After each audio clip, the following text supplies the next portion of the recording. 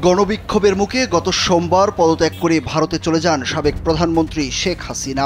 ভারতের পররাষ্ট্রমন্ত্রী এস জয়শঙ্কর জানিয়েছেন, শেখ হাসিনা স্বল্প সময়ের অবস্থানের কথা বলে তাদের এখানে আসেন, তবে তিনি এখনও ভারতেই আছেন। গুঞ্জন, যুক্তরাজ্যে রাজনৈতিক আশ্রয় চেয়েছিলেন শেখ হাসিনা, তবে সেখান থেকে সাড়া মেলেনি বলে জানা যায়। এরপর যুক্তরাষ্ট্র ভিসা বাতিল করে বলে বিভিন্ন গণমাধ্যম খবর প্রকাশ করে। এবার জানা গেল মধ্যপ্রাচ্যে আশ্রয় চেয়েছেন শেখ হাসিনা।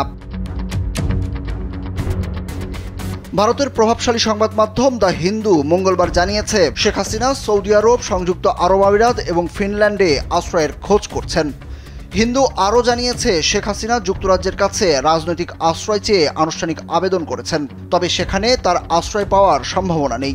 যদিও হাসিনার বোন শেখ রেহনা যুক্তরাজ্যের নাগরিক এবং তার মেয়ে টিউলিপ সিদ্দিক সেখানকার ক্ষমতাসীন দলের সংসদ সদস্য এবং জুনিয়র মন্ত্রী।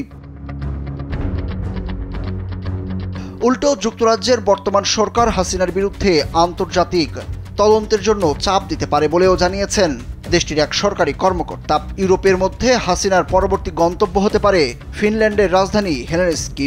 সেখানে শেখ রেহনার ছেলে রেদওয়ান মুজিব সিদ্দিক ববি থাকেন। ফিনল্যান্ডে শেখ হাসিনা রাজনৈতিক আশ্রয়ের জন্য আবেদন করতে পারেন কিনা এমন প্রশ্ন করা হয় ফিনিশ প্রধানমন্ত্রী আলেকজান্ডার স্টাবের দপ্তরে। তবে দেশটির প্রধানমন্ত্রীর দপ্তর এ ব্যাপারে কোনো মন্তব্য করেনি বলেও জানানো হয় সংবাদ মাধ্যমটির প্রতিবেদনে।